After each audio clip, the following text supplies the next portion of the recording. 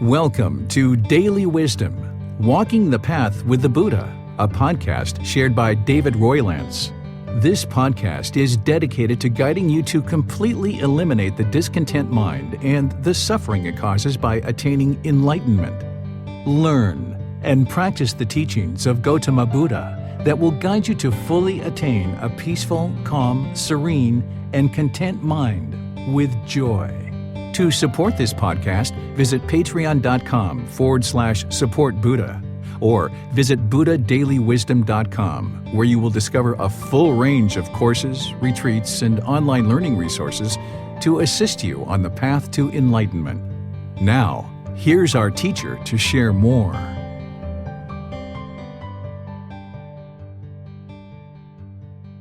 Sawadee Kap. Hello and welcome to Daily Wisdom, Walking the Path with the Buddha. Today is our Pali Canon and English study group, and we're studying the words of the Buddha in Volume 3, which is titled Foundations in the Teachings. We're going to be studying chapters 111 through 124. We're going to be studying 14 chapters today. So we're going to just jump right into it. What I typically do is just ask for volunteers in Zoom for someone who would like to read the chapter. And then after someone reads the chapter, then we'll spend some time talking about that. I'll share some teachings on that particular chapter. Then I'm going to open up to any and all questions. Whether you're in Facebook, YouTube, or Zoom, you can ask questions about the words of the Buddha and what I'm teaching. You can do that by putting it into comment section of Facebook, YouTube, or Zoom. Or in Zoom, you can electronically raise your hand and ask any and all questions that you like. Now, this first chapter of Chapter 111, this is the Noble Eightfold Path. This is the path to enlightenment. And I teach this very thoroughly in all of the courses and programs that I teach. But when we get to the Pali Canon English study group, typically students have already gotten a really good foundation in the Eightfold Path. So I don't even have students read this one when we get to it in the Pali Canon and English study group. What I do is I just kind of like ask for any questions. Now, if you're online and you haven't studied with me before, there's plenty of recordings on our YouTube channel, on our podcast. You can get our book and our audiobook and things like this, and you'll be able to learn the Eightfold Path thoroughly. But it takes me about 2.5 hours to actually teach it thoroughly. So I'm just going to turn things over to you guys to see if there's any questions about any one of these factors on the Eightfold Path. Right view through right concentration, because usually you guys are kind of refining this. What you would like to be able to do by this point, and if you're not here yet, it's okay, is you would like to be able to memorize the Eightfold Path.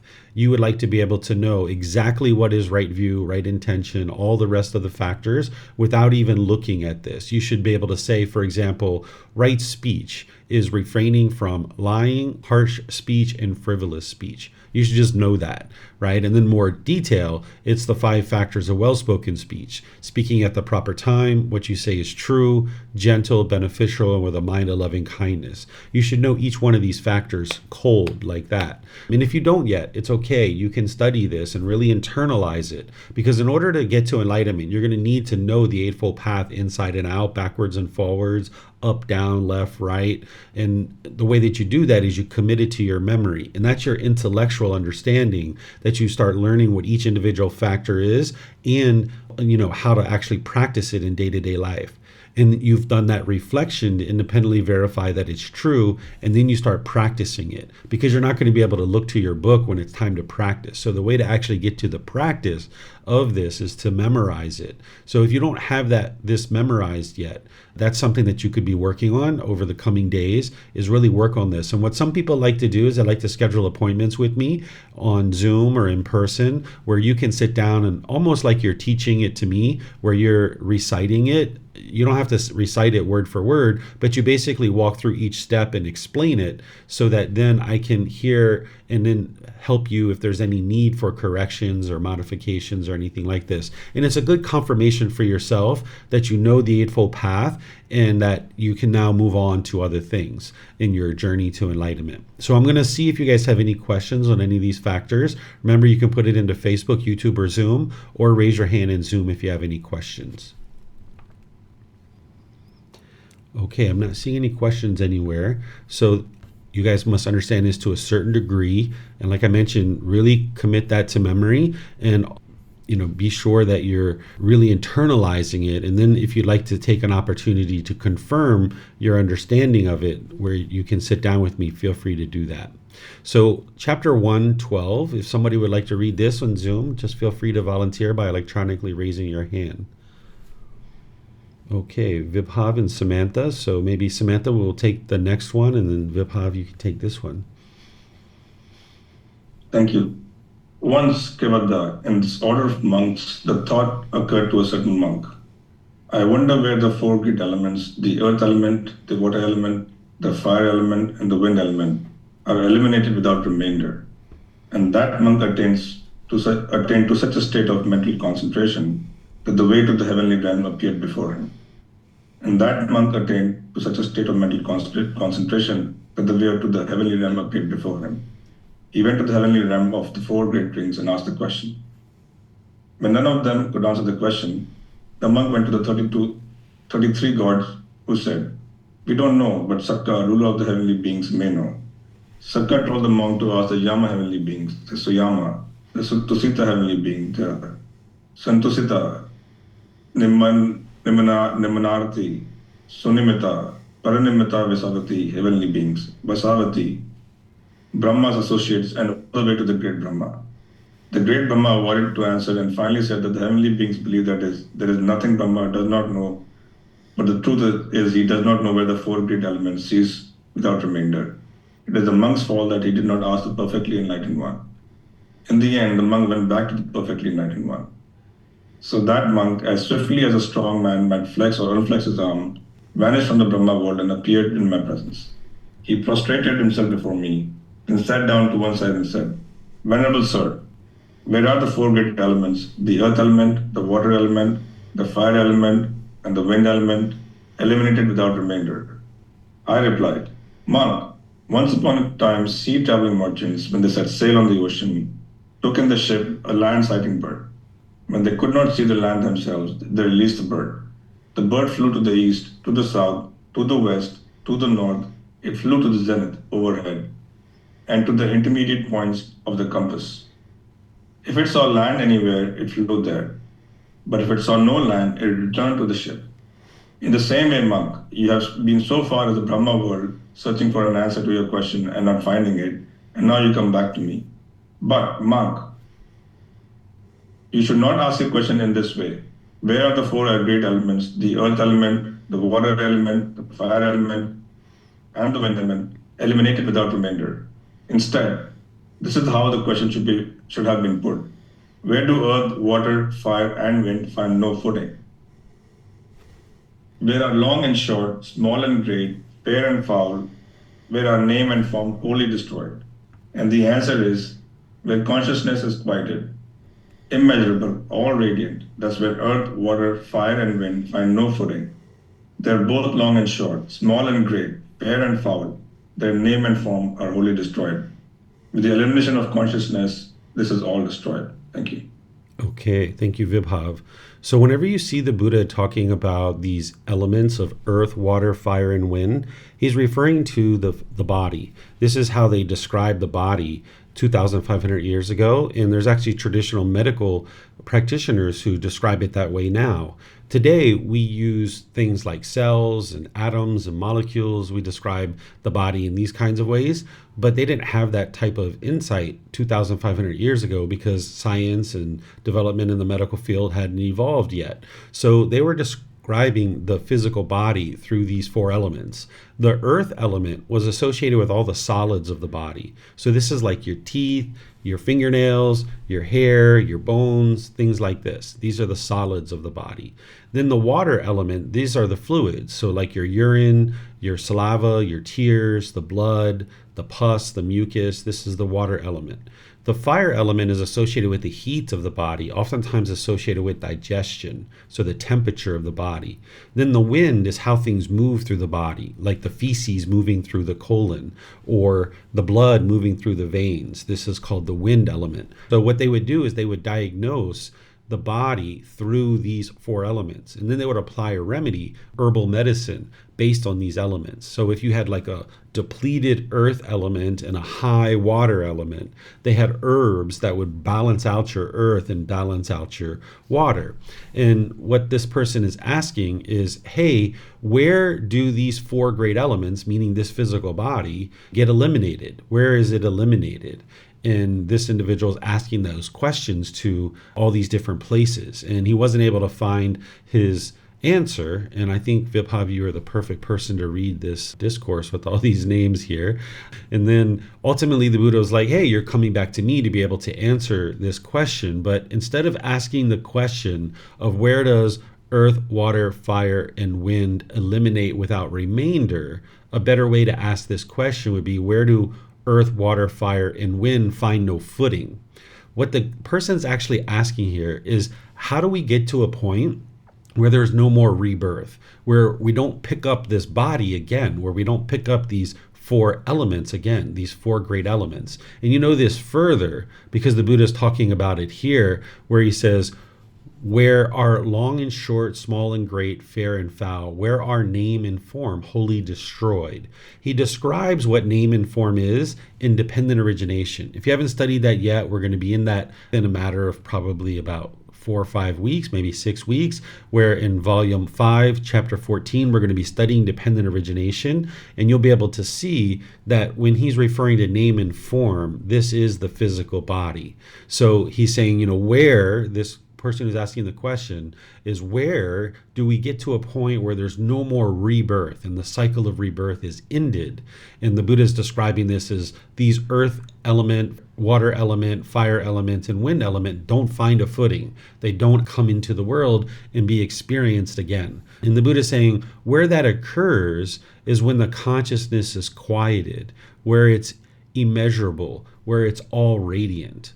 What he's talking about here is when the mind gets to enlightenment, when you've eliminated the craving, desire, attachments, that's when the consciousness is quieted. It's immeasurable, meaning that there's so much peace and joy you can't even measure it. And the mind is all radiant because the same cause and condition that leads to discontentedness, which is craving, desire, attachment, is the same cause and condition that leads to rebirth. That's the fuel. The craving, desire, attachment is what leads to rebirth. So if the mind is longing, yearning, and I'll use this example that say you always wanted to go to the Philippines and you've never gone to the Philippines and you're longing, yearning for the Philippines. There's this craving, this desire. Well, now let's just say you die. And now at death, you're going to be reborn because you have this craving. You haven't let go of the world yet. You're going to be reborn back into the world because the mind wants to go to the Philippines. It's still longing, yearning for something. So when you extinguish all these cravings, you can be completely peaceful exactly where you're at. Then the mind not only is completely quieted and the mind is immeasurable and all radiant, but that same cause and condition that is producing discontentedness, it's also the cause of rebirth, so there's not going to be any more rebirth. So that's why the Buddha is saying with the elimination of consciousness, this is all destroyed, meaning the physical body isn't going to be taken up again because there's no cause and condition that's going to lead to a new consciousness. One of the ways to think about it is the Buddha describes craving, desire, attachment in terms of rebirth. He describes it as fuel. That as long as there's fuel in the mind, which is craving, desire, attachment, it's going to lead to another consciousness. And once there's a consciousness, that consciousness is going to need to find a name and form or a physical body. It's going to need to come into the world in some way. So the best way that I think about it is like a bonfire. If you have logs, these are the fuel, and you have this fuel on the fire and it's sending off sparks, and now these sparks are going to get carried by the wind, and when it lands, it's going to ignite a new fire. But if there's no fuel, if we get rid of all the logs and there's no more coals on the fire, this fire has been quieted, then there's no sparks that's coming off of this fire, and it's not going to lead to a new fire, or The same thing with the consciousness, that if there's no more fuel in the mind, it doesn't lead to the creation of a new consciousness. So therefore, there's not going to be another name and form. There's not going to be the earth, water, fire, and wind. There's not going to be another physical body because there is no more consciousness, that it's been extinguished. So this is what the Buddha is teaching here. Any questions on this particular discourse? Remember, you can put those into Facebook, YouTube, or Zoom, or you can raise your hand in Zoom and ask questions if you like. Okay, it looks like Vibhav might have a question. Go ahead, sir. David had two more technical questions more than what you're describing. One is, it says, and in the space below it says about long and short and fair and foul. Mm-hmm. So I was wondering what that means. So it says that is long and short, small and great, fair and foul. What is that kind of meaning?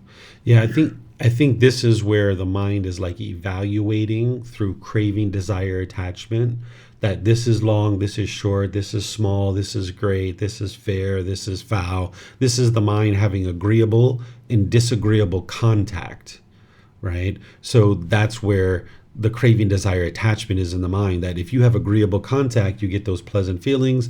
If you have disagreeable contact, you have painful feelings. But when you get rid of craving, desire, attachment, you no longer see it that way. It's just a sound. It's not agreeable or disagreeable. It's just a sound. So I think that's what he's referring to, that where are this long and short, small and great, this fair and foul, this evaluating in this craving, desire, attachment, where is it destroyed? So that is destroyed. At the same time, the craving, desire, attachments are destroyed. That's where name and form is no longer going to be taken up, because the craving, desire, attachment is out of the mind. Okay. Mm-hmm. And the second question is just about all the description of the heavenly realm. Mm-hmm. There are many different heavenly realms described, like the Tusita heaven, and the Tusita heaven specifically has been talked about in other texts as well.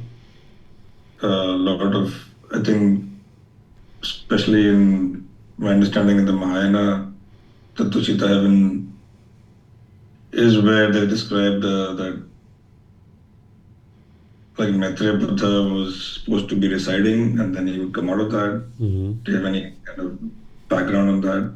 Why is Tusita heaven so important, and why was Maitreya Buddha supposed to be in Tusita heaven? Do you know why?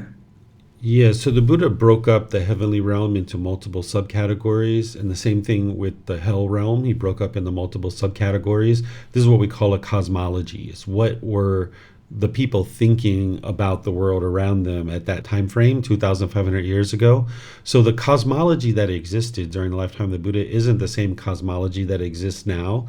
That when we think about these realms, we just think about hell, animal, afflicted spirit, human realm, and heavenly realm. And we know that there's different types of beings within each of these realms, but the Buddha subcategorize this, and that's the way he describes it. But we don't need to understand that level of detail in order to be able to get to enlightenment. As long as you understand the 5 realms and kind of the qualities that are experienced in these realms, that's enough. But they're basically describing that prior to the rebirth of Maitreya Buddha, that he would reside in this heavenly realm, that this is, an ideal heavenly realm. But I don't really have any other insight other than that.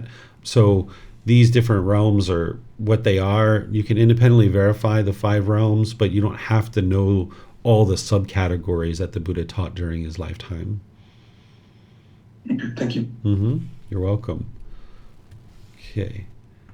I'm not seeing any other questions anywhere. So Samantha volunteered to read. So, wow, Samantha, you got a really short one here. Maybe you'd like to read more than one. And this is actually very similar to the last one. I'm going to have to drink some water after reading this one. Where consciousness is quieted. Where consciousness is quieted, immeasurable, all radiant. That's where earth, water, fire, and wind find no footing. They're both long and short, small and great, fair and foul. Their name and form are wholly destroyed. With the elimination of consciousness, this is all destroyed. Okay, this is what we just talked about. So I don't think that we need to talk about it anymore, but we just read it because it's part of the book. And by the way, I think you guys know by now that down here you've got descriptions from me that are helping you to understand all these things. These are words that I'm sharing with you to help you understand how to move it into practice and how to reflect on it. This is from Dependent Origination, where the Buddha is describing what name and form is. Here you can see that he talks about the 4 of the 5 aggregates. He talks about feeling, perception, volitional formations, and consciousness. That's 4 of the 5 aggregates. He talks about contact, but then he also talks about the form element, but now he breaks it out and calls it the 4 great elements. So this is basically name and form is the 5 aggregates in contact. That's what name and form is. But we'll study this when we get to dependent origination. But nonetheless, we have this next one. Samantha, if you'd like to read these next 2, I usually have a student read the next 2 together and teach them together if you'd like to read them. Okay. The conditioned. Monks, there are these 3 characteristics that define the conditioned. What 3? An arising is seen, a vanishing is seen, and its alteration while it persists is seen. These are the 3 characteristics that define the conditioned. And then there's this one too, Samantha, that I teach together at the same time. Okay. The unconditioned. Monks, there are these 3 characteristics that define the unconditioned. What 3? No arising is seen, no vanishing is seen, and no alteration while it persists is seen. These are the 3 characteristics that define the unconditioned. Okay, thank you, Samantha.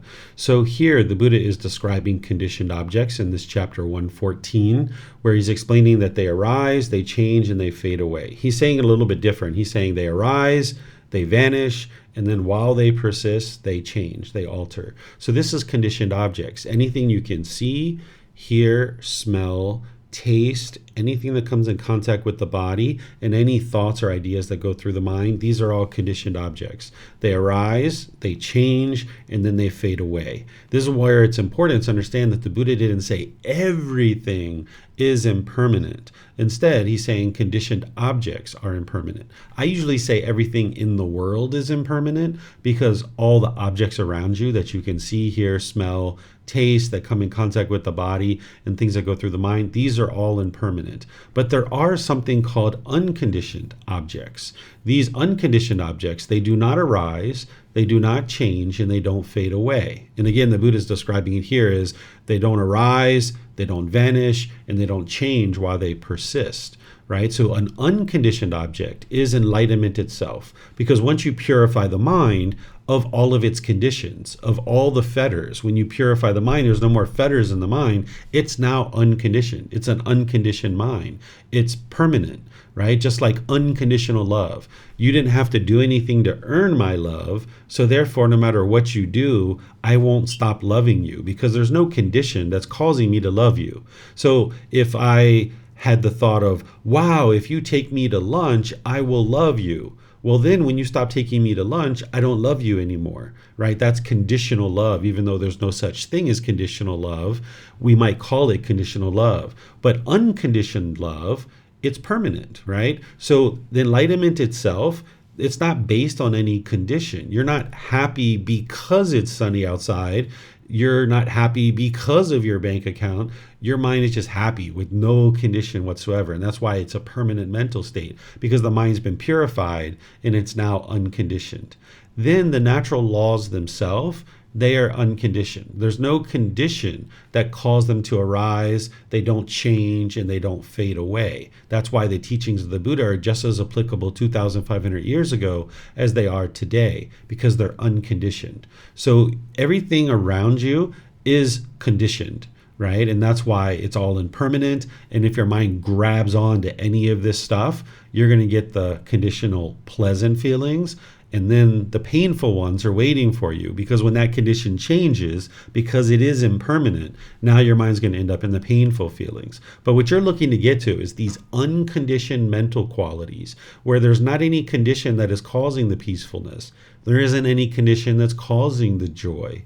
So I was talking with a student right before class, and they were telling me that they went out to a concert and they enjoyed the entertainment, right? So it's learning how to enjoy something like a concert, where you're not basing your feelings on the music or whatever performance is going on, that the mind is just happy all the time instead of just, being happy because of the music. That means when the music stops, you'll be sad, you'll be frustrated, right? So you would like to get to this unconditioned joy, where if you're listening to music at a concert, sure, you're joyful, but you're already joyful before you actually came to the concert. And then when you're on your way home and you're stuck in traffic because the venue had so many people, you can maintain your joy, right? And if you go to the snack bar and you were really hoping to get that popcorn and they've run out, you can still maintain your joy, right? You're not creating the happiness in your mind based on any condition. You can get to this unconditioned mental qualities of peace, calm, serenity, contentedness, and joy. The mind is cheerful and uplifted. It's radiant. It's bright. This is what you would like to get to. Unconditional gladness in the mind. And that way, it's a permanent mental state. And you accomplish that through eliminating the 10 fetters and the pollutions that the mind has through the Eightfold Path. So any questions on either of these two chapters? Okay, I don't see any questions anywhere. So we'll move on to the next chapters. There's someone who would like to read this, chapter 116. Okay, lots of volunteers. I'm just going to take them in order. So Yusuf, if you'd like to go, and then Pat and Roxanne, if you would leave your hands up, then I can call on you guys for the next ones. Sir, is it okay to zoom a little bit? It's hard to see, I guess. I can't change the zoom on my side because it'll throw off the live stream, but if you can change it on your side, that'll be what you'll need to do. Oh, I can, yes. Thank you. Being non-self with the correct wisdom. Monks, form is impermanent, feeling is impermanent, perception is impermanent, violation formations, choices and decisions are impermanent. Consciousness is impermanent. What is impermanent is discontentedness. What is discontentedness is non-self. What is non-self should be seen as it really is, with correct wisdom. Thus, this is not mine, this I am not, this is not myself. When one sees this thus as it really is, with correct wisdom, one holds on no more views concerning the past. When one holds no more views concerning the past, one holds no more views concerning the future. When one holds no more stubborn craving, the mind becomes free from strong feelings toward form, feeling, perception, violation formations, and consciousness, and is liberated from the taints by not clinging. By being liberated, the mind is steady. By being steady, the mind is content. By being content, one is not agitated. Being unagitated, one personally attains Nibbana, enlightenment. One understands, destroy this birth. The whole life has been lived. What had to be done has been done. There is no more for this state of existence. Okay, thank you, sir. So since we just studied the conditioned and unconditioned, now this chapter is helping you to understand that these 5 aggregates that you're carrying, they are all impermanent. The physical form, the feelings, the perceptions, volitional formations, and consciousness. And just for a little recap, for those of you guys that maybe haven't studied the 5 aggregates before, this is what determines what a living being is it's going to have 5 aggregates. And the reason why this is so important is that you need to know what a living being is because anytime you cause harm to a living being, this harm is going to come back to you. So a living being is going to have physical form, and you know you're a living being, so you can independently verify this, that you have physical form. And then there's feelings. These are the pleasant, painful, neither painful nor pleasant feelings. Perceptions are your views and opinions about the world. When you look out at the world, you kind of perceive the world in a certain way. Then there's volitional formations, which are choices and decisions. And then there's a consciousness, or the mind itself. And what the Buddha is sharing with you is that all these things are impermanent. Because what the mind's going to tend to do is cling to these things, and you're going to try to see this as who you are as a person. So you cling to this physical form, wanting to project a certain self-image in the world. Or you might have certain feelings. You might say, I am angry, or I am frustrated. Well, I am not angry or I am not frustrated because there's no I here. What's really truly happening is the mind is experiencing anger. That's what's truly happening. Or these perceptions, these views and opinions. The Buddha is reminding you that these things are impermanent, because what we tend to do in the unenlightened state with a lack of wisdom is we cling to our perceptions. Like if you have a particular political affiliation and you cling to that perception, and now you want everybody to agree with you, you'll fight to death kind of arguing with somebody, trying to convince them that your way is the right way. And that's just clinging to a perception, and it's going to lead to discontentedness. Or choices and decisions. If you cling to these, then it's going to cause discontentedness. Like maybe you're planning 10 months in advance to go to Australia, and now, 9 months later, you're getting ready to prepare for your trip. You're only a month away from your trip, and now things have changed for you. Maybe you're financially not capable of going to Australia, but you cling to this decision, and now you work yourself into some financial difficulties because you clung to this decision. When in reality, the better decision would have been to let go, get a refund, and now not go on this trip. But if you cling to this decision, it's going to cause discontentedness and difficulties in your life. Or say you made a certain decision that you're planning something, and now things have changed. You need to be willing to let go of that old decision from 10 months ago and now implement a new decision based on this updated information. Because of impermanence, things have changed over the last several months, and now you'd like to update your decision. The last thing you're interested in doing is implementing an old, stale decision from 10 months ago that is no longer valid. That's going to actually cause difficulties in your life because it's an unwise decision. And then the consciousness itself, like your self-identity, right? So when I talk about the universal truth of non-self and all the foundational classes, I talk about essentially the self-image, which is the physical form that the mind's clinging to, and I talk about the self-identity, which is the consciousness. But here you can see that there's other things that make up this being who you are that the mind can cling to and consider this to be a self.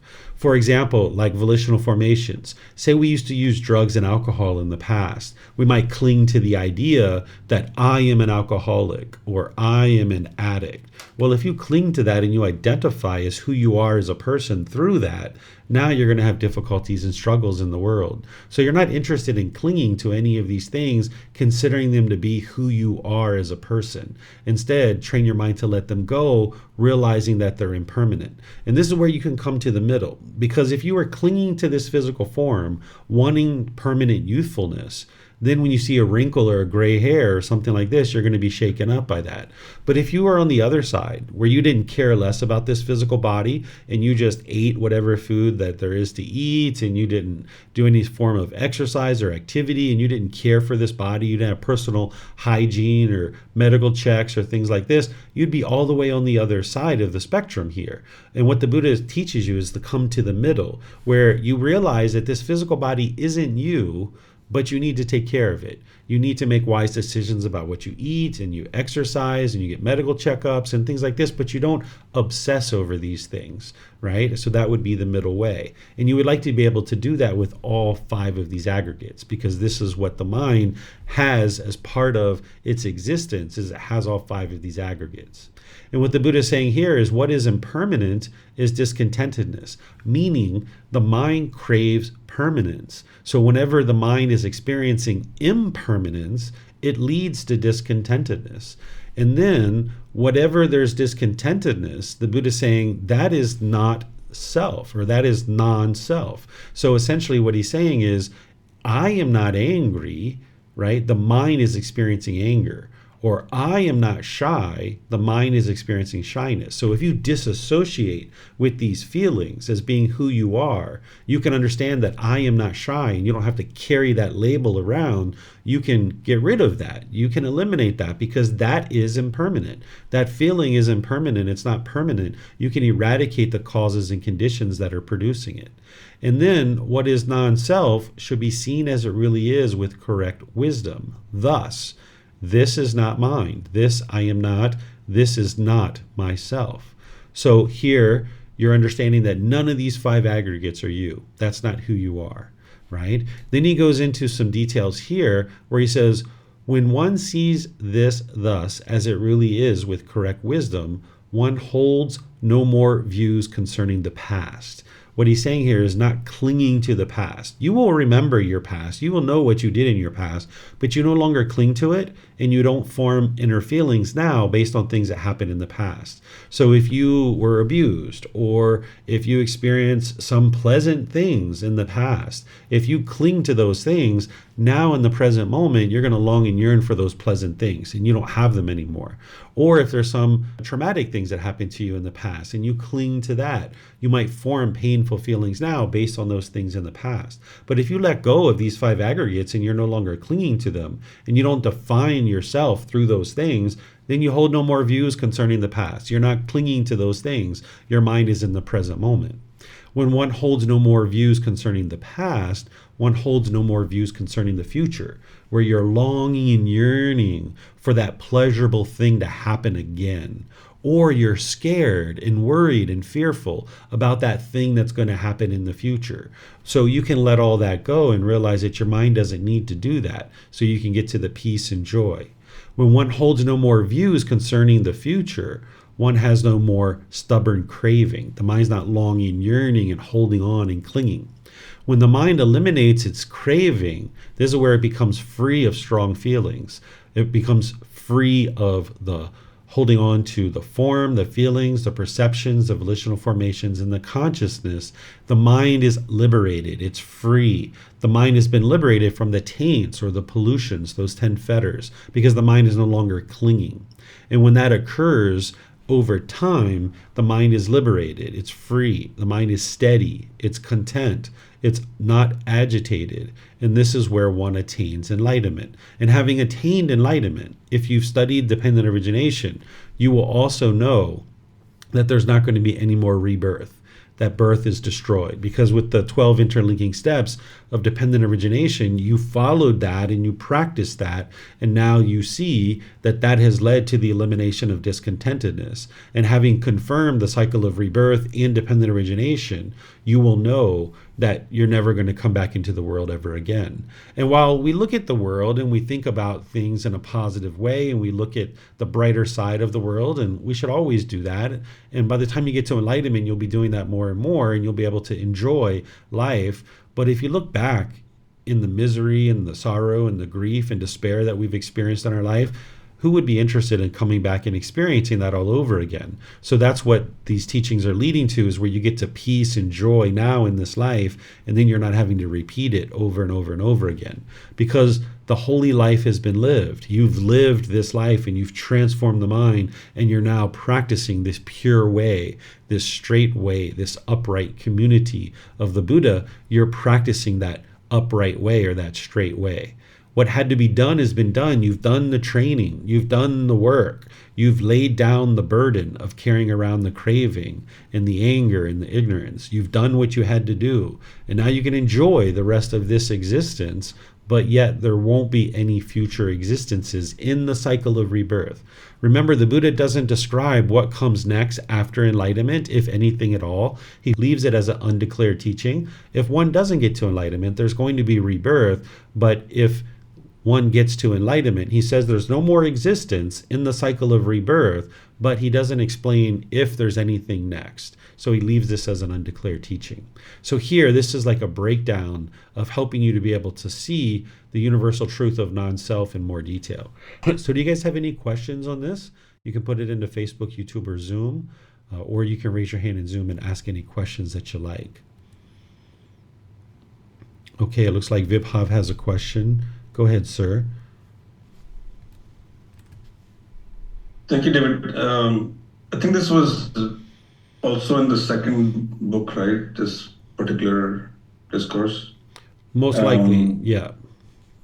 And so when I first read it, I think it was kind of very profound to me, this particular discourse, because for me, it seems to encapsulate his teaching in a very, in one particular discourse, where he takes the five aggregates, the impermanence, of discontentedness, non-self, and also like how to get rid of craving and like not holding the past and future. Mm-hmm. And the one thing that I was more of a comment and not less a question, I think I asked this personally to you is like in this particular discourse, he's saying that when you don't hold views from the past and then you don't hold views from the future, that means you've eliminated the craving and then your mind is liberated. But he doesn't really say this is the closest we were talking about living in the present moment. This is the closest teaching I thought I'd seen that you are basically, because you're not holding any views about either the past or the future, that you are kind of living in the present moment. And so if you can just again maybe expound on that are you living in the present moment but we still have some thoughts about what we want to do in the future, or more clarity on that, because there's a lot of texts around Buddhism saying that you're living in the present moment. Sure. So living in the present moment means practicing singleness of mind. It doesn't mean that you never think about the past. It doesn't mean that you never think about the future. This is where people are confused about what it means to live in the present moment. You need to think about the past because you need to look at the past and you need to figure out what were the things that I did that were wise, that led to wholesome results, so I can cultivate that wisdom. And what were the things that I did that were unwise, that led to unwholesome results, so I can cultivate that wisdom to not do those things again. And then you need to think about the future so you can plan out things in the future, but then you don't cling to those decisions. You understand that they're impermanent and things can constantly change.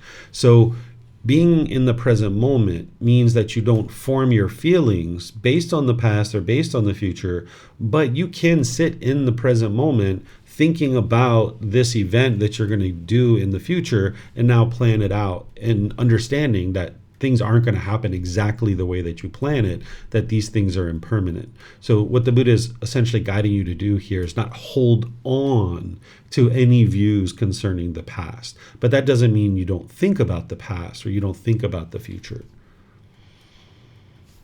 Okay, thank you. You're welcome. Okay, so I don't think we have any questions anywhere else. So let's move to the next one, which Pat was in line here. So this is 117. You can go ahead, sir. No desire for the nutriment, one attains enlightenment. If, monks, there is no desire for the nutriment, edible food, or for the nutriment contact, or for the nutriment of volitional formations, choices and decisions, or for the nutriment consciousness, if there is no excitement, if there is no craving, consciousness does not become established there and come to growth. Where consciousness does not become established and come to growth, there is no development of name and form. Where there is no development of name and form, there is no growth of volitional formations. Where there is no growth of volitional formations, there is no production of future renewed existence. Where there is no production of future renewed existence, there is no future birth, aging, and death. Where there is no future birth, aging, and death, I say this, is without sorrow, anguish, and despair. Suppose, monks, there was a house, a hall with a peaked roof, with windows on the northern, southern, and eastern sides. When the sun rises and a beam of light enters through a window, where would it become established? On the western wall, venerable sir. If there were no western wall, where would it become established? On the earth, venerable sir. If there were no earth, where would it become established? On the water, venerable sir. If there were no water, where would it become established? It would not become established anywhere, venerable sir. So too, monks, if there is no desire for the nutriment edible food, for the nutriment contact, for the nutriment of volitional formations, for the nutriment consciousness, consciousness does not become established there and come to growth. Where consciousness does not become established and come to growth, there is no development of name and form. Where there is no development of name and form, there is no growth of volitional formations. Where there is no growth of volitional formations, there is no production of future renewed existence. Where there is no production of future renewed existence, there is no future birth, aging, and death. Where there is no future birth, aging, and death, I say this, is without sorrow, grief, and despair. Okay, thank you, sir. So this is another discourse of penetrating in to understand how to eliminate the cycle of rebirth and escape out of this. And what he's talking about here is there's no desire for edible food, meaning that the mind isn't trying to feed, through craving, through longing, yearning, this desire, this longing, yearning. That's what he's talking about here, that this body needs food, and you're going to need to be able to eat any and all foods to be able to eliminate sensual desire, unless you're allergic to something, of course. But you would like to get to the point where there's nothing that you can't eat, that anything that goes into the mouth, you're not putting food into the mouth because you're just trying to please the tongue and please the mind, but instead you're putting food into the mouth in order to nourish the body. But if you have desire where you're longing and yearning, this is the nutriment. This is feeding that central desire. And as long as you're feeding the central desire, then the mind still has craving. So that means there's going to continue to be birth after birth after birth. And not just the desire through the tongue, but any central desire. So the Buddha here is talking about the nutriment of edible food, the nutriment of contact, meaning that you're having this longing, yearning for contact through the eyes, ears, nose, the tongue, the body, and the mind itself.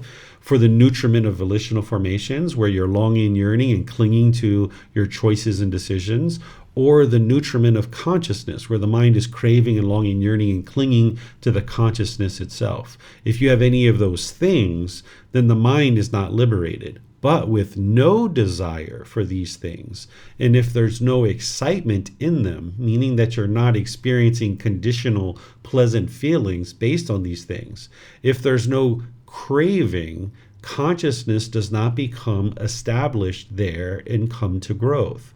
So here the Buddha is explaining that if there's no craving, then there's no consciousness. In other places, he says it explicitly. He says craving is the fuel that leads to a renewed consciousness. Here, he's saying when there's no craving, consciousness does not become established. So that's the cause and condition that's leading to continuous rebirth. And that's also what's leading to discontentedness. And that's why you're focused so much on eliminating craving, desire, attachment through the Eightfold Path.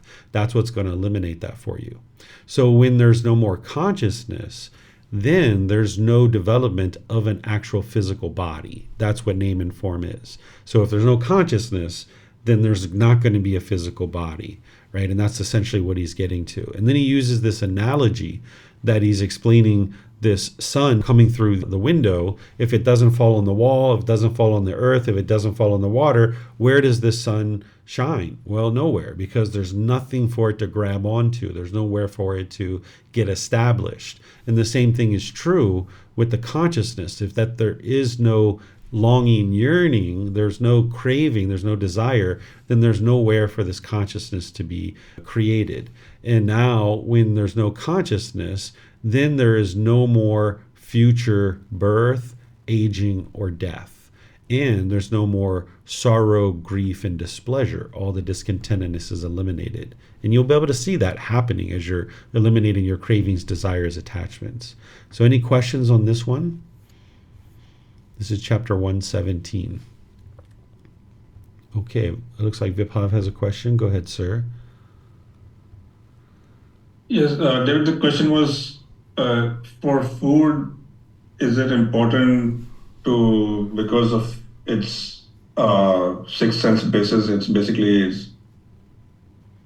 it has, like, food kind of activates, I guess, four of the six sense bases, like the eyes, maybe not the ear, but the nose, the tongue, and the body. Is that why food is important to have, like, we eat it only for nourishment, not for sensual pleasure? Yeah, this is a big central desire for people is food.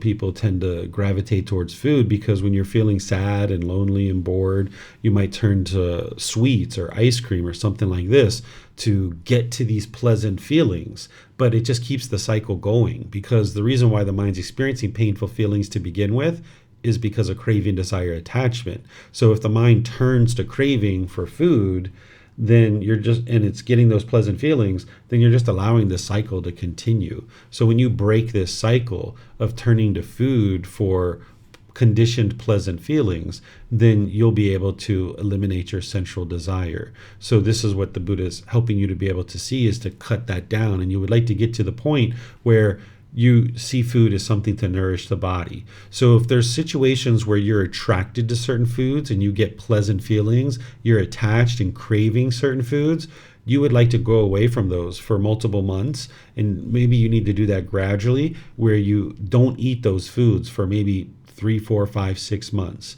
But then where there are certain foods that you're repulsed by and you can't stand and you don't want them anywhere near you, you would like to actually eat those foods and train your mind to be able to eat those foods. And that's where you'll ultimately get to the point where you've eliminated your cravings related to food. So anything that you're attracted to and you're trying to hold on to, you would like to distance yourself from that, train your mind to let it go.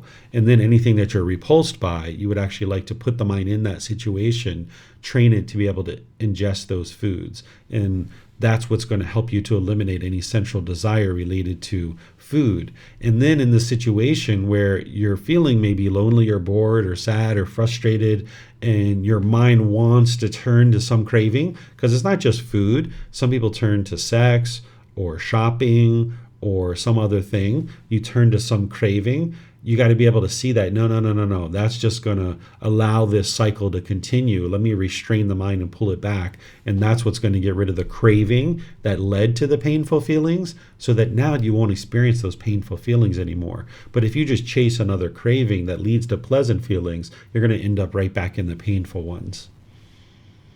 Yeah, thank you. You're welcome.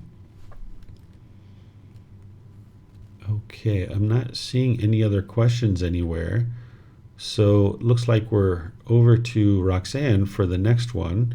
Let me scroll down here. This is chapter 118. All right, ma'am. How should the nutriment edible food be seen? And how monks should the nutriment edible food be seen? Suppose a couple, husband and wife, had taken limited provisions and were traveling through the desert.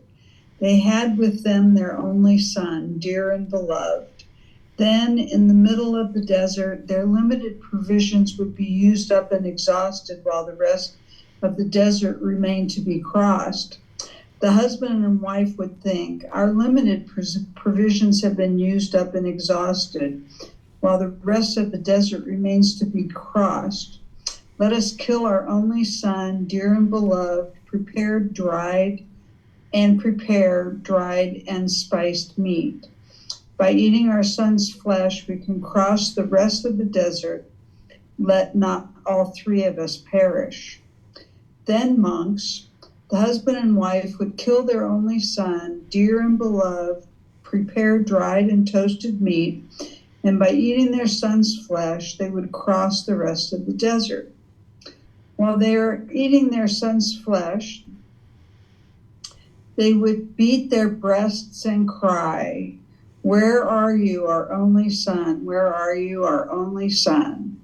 What do you think, monks?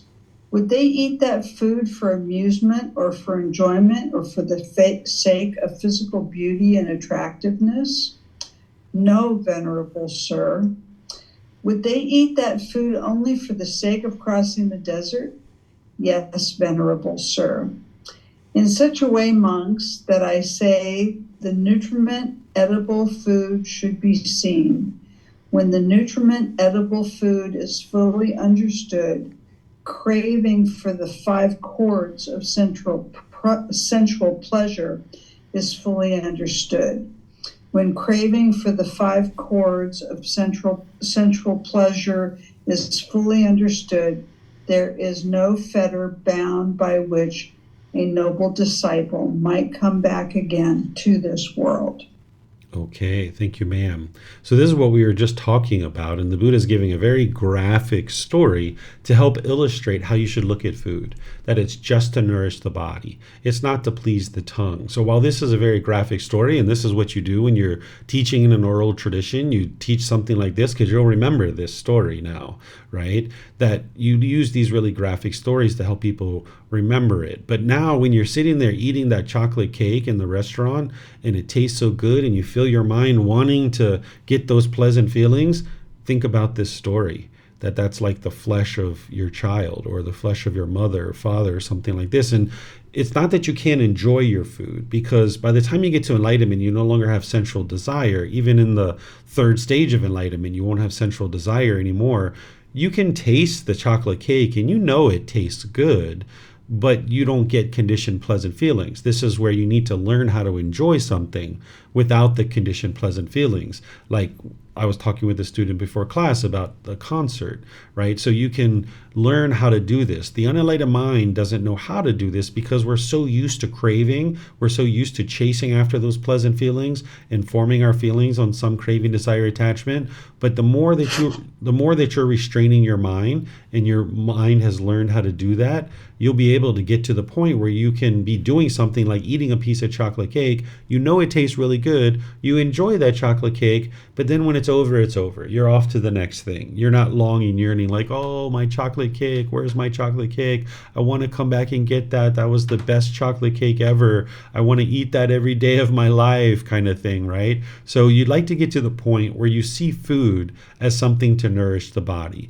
And when you're able to get to the point where you can eat any and all foods, and you're doing that for an extended period of time, you'll know that you've eliminated sensual desire through the tongue. You're not repulsed by anything, and you're not longing, yearning for anything either. And now you can just enjoy any and all foods. And then say you went away from that chocolate cake for 3 months or 6 months or whatever it is.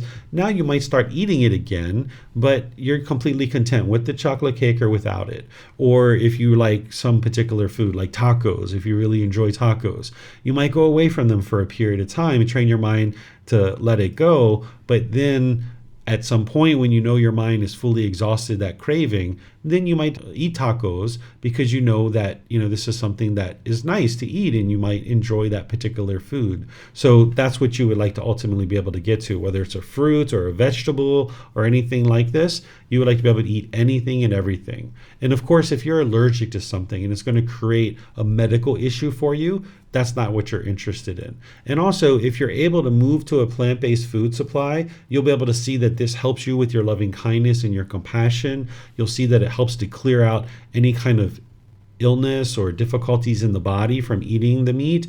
But when or if you ever do that is your choice, and that's something that you might consider as you're looking at this area of food. So let me know what questions you guys have. You can put that into Facebook, YouTube, or Zoom, or you can raise your hand in Zoom and ask any questions that you like. So Samantha has a question here. Go ahead, ma'am. Thank you. I have a question about the dhamma involved with killing a being for sustenance. So I understand in this example, it would be perhaps difficult not to be repulsed by what they were eating. But the husband and the wife, would the dhamma not be negative for them and that they killed their son, or is it okay because it's for the nourishment of themselves? Like, why would maybe not all three of them just decide to starve rather than killing the son? Yeah, so they're still going to experience the unwholesome karma. Even though they're killing their son, they're still going to experience that. And as you see, they're already experiencing it in this story where the Buddha is talking about how they're crying out, like, where are you, our only son, right? So they're already having guilt and shame and these kinds of things. So that's all part of your unwholesome karma. But, if you're unenlightened, and you're in a life and death situation, and there's something you could do to save your life, like, I don't know that I would kill a human being, but if a human being had died and I needed to eat that meat if I was unenlightened, or if there was an animal and if I was unenlightened and I needed to sustain this life, because the ultimate goal is to get to enlightenment. And whatever you do, if say you kill a wild pig, yes, you're going to experience anosam as a result of that, but you can extinguish that and overcome that if you're alive. If you're not alive and you allow this body to perish, now you're going to go back into the cycle of rebirth, and you're going to have to start all these things all over again in one of these 5 realms, and you don't necessarily know what realm. So as an unenlightened being, I would do what I needed to do in order to sustain my life. I don't know that I would kill another human being, but again, if one was already dead, I would probably do that. As an enlightened being, I don't think that I could kill a animal, or definitely not a human, in order to sustain life, because you've already attained what it is that you need to attain. You know that your mind's enlightened. Your mind just can't bring it to the point of, killing another being. I don't think an enlightened being would be in a situation where it's a life or death situation like this, because what led to this is a cause and effect and a bunch of unwise decisions. What led to them being out in the middle of the desert without enough food and water to take care of themselves.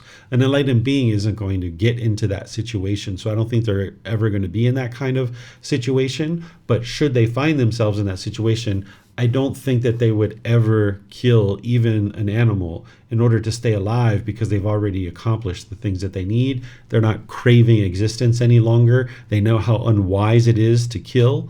So, this is my thoughts based on the question you're asking, Samantha. Thank you. You're welcome. All right, Vibhav, you have a question, or is that for reading the next one? I have a question, but I can read the next one as well. Okay. So the question is related to existence, craving for existence, but not the killing itself. So a friend of a friend is in the situation where he has leukemia, blood cancer, and he's gone through a bone marrow transplant from his brother, and that went for a while, went okay for a while, but then there were some complications where the body was rejecting the bone marrow, it seems. And so the body basically stopped making there's something that there's in blood which basically fights infection.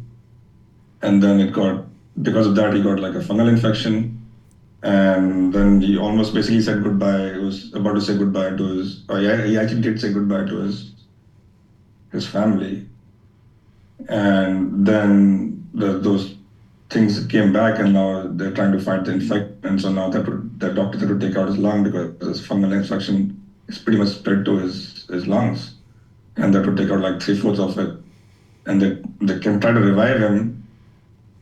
But even after taking out lung, it's not clear whether he gets some other infection, or there could be multiple complications, and they have to do a lot of stuff to like just keep him alive. And there's also financial impact, because he's running out of the disability benefits and all these things. So at what point does somebody decide that, like we've talked about this, like trying to stay alive and not like not saying like I want to not live anymore, and like when is like deciding that this is too much considered like suicide, or like saying okay, this is way too much, I just should let my body go and die a natural death. This is in this case, it's a little bit too extreme to me to like try to stay alive. I mean, even though it's not my, I guess. Yeah, this is a decision for each individual person in the moment. You can't really lay down any criteria and say like this is where to draw the line, because that would be like a permanent answer. For each situation, there's different financial variables, there's different age variables, there's different, this person may be providing a certain amount of income for the family, and if this person dies, then the rest of the family is going to struggle. So there's way too many variables to like draw a line like that. So each person has to decide for themselves. What you would ultimately like to get to is where you're not craving and you're not clinging, you're not holding on to life, but you're also not just throwing it away either, that you're living in the middle.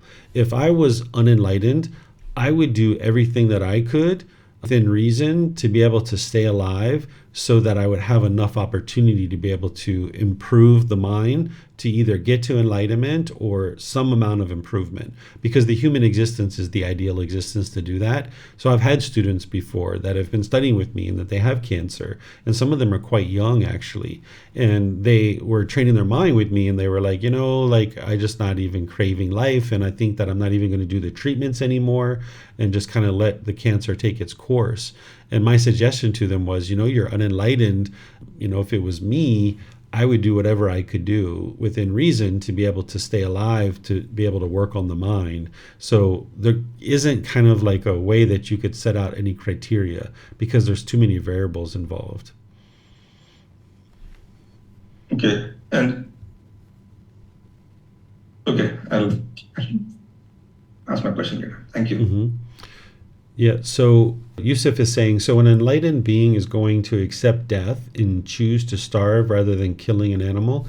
In my opinion, yes. I've never been in that situation, and I haven't talked to anybody who has been in that situation that is enlightened. So, of course, not all enlightened beings are going to make decisions 100% the same, but based on what I'm thinking, based on what I know, based on what my mind thinks and how it processes the world, I can't see myself coming to the decision to kill a animal in order to stay alive. But at the same time, these situations are unique too. Say somebody is enlightened, say they're 40 years old, that they're a teacher, that they're sharing with people how to get to enlightenment.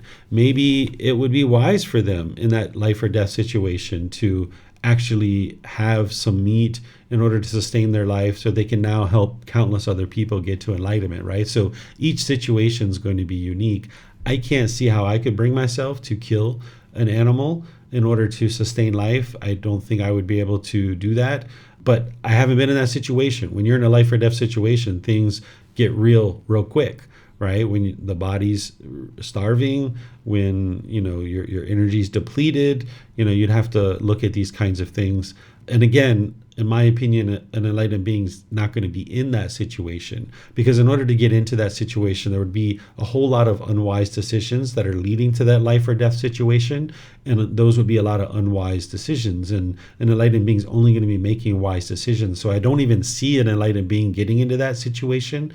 But if they were in that situation, they're going to have to make the decision that they think is best. And once again, there's going to be multiple variables involved there. I was just speaking through my own thoughts that I don't see how I could kill an animal based on everything that I know just to sustain this life. But at the same time, there would be a lot of people that wouldn't be able to get help if this body died and I wasn't able to teach. So, have to be in that situation to know with 100% certainty, but I don't suspect I'll ever be in that situation to have to make those kinds of decisions. Okay, let me see. Oh, here's a question from Mayu Lee on Facebook. Did the actual killed their son, or is this only an analogy? This is an analogy. The Buddha is just using it to describe and kind of give people some images of how to view food, that rather than view it as pleasurable, view it in this way. And that's what will lead to you being able to get rid of your central desire related to food. Okay, so let's go to the next one. Is there someone who would like to read this? This is chapter 119. So let's go to Keely, and then Yusuf, you can be next. Thank you, Teacher David. Mm-hmm. The end of stress. There being no yearning, there is no coming or going. There being no coming or going, there is no passing away or arising. There being no passing away or arising, there is neither a here nor there, nor between the two. Just this, is the end of the stress. Thank you. Okay, thank you, Keely. So this is just another way of essentially saying when there's no more craving, desire, attachment, there being no more yearning, right? There is no coming and going. What this is referring to is like if you've ever been at home and you're just not content there, and you're just like, oh, I just got to go somewhere. And you just like have this yearning to go outside and go somewhere. You just can't be content just sitting there at home. Or, you've been at home for a while and you're just like, oh, I just got to take a trip. You just really want to take that vacation or holiday, and you just have this yearning to go travel. When there's no yearning, there's no coming and going. You will still travel as an enlightened being, but you've already done all the travel that you need, and your mind isn't longing, yearning for it, right? So that's what the Buddha is describing here, is that you'll essentially be content and peaceful and joyful wherever you are. There's not like the grass is greener on the other side. There's no coming and going. When there's no coming and going, there's no passing away and arising. What he's talking about here is that there's no feelings that are arising, changing, and fading away, that there's no more conditioned feelings. There being no more conditioned feelings, no passing away and arising, there is neither a here nor there, nor a between the two. That you realize that there is no being that is neither here, it's neither there, it's just contentedness and peacefulness in the present moment. Just this, is the end of stress. And this is just a way to summarize what's going on in the mind. So any questions on this?